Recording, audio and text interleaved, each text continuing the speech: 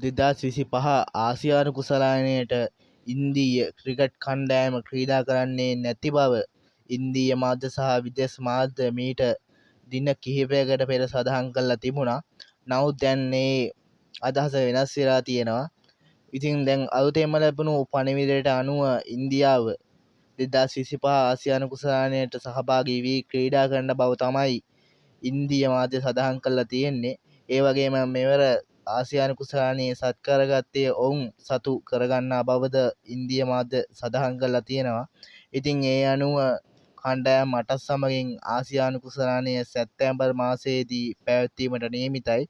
ඉතින් ඒ කණ්ඩායම් ලෙස ඉන්දියාව, පාකිස්තානය, ඕමානය සහ හොංකොං යන කණ්ඩායම් ඒ ලෙසද බංගලාදේශය, ඇෆ්ගනිස්තානය, ශ්‍රී ලංකාව සහ එක්සත් අරාබි එමිරාජ්‍ය යන කණ්ඩායම් B ලෙසද කණ්ඩායම් දෙකකට බෙදා තිබෙනවා.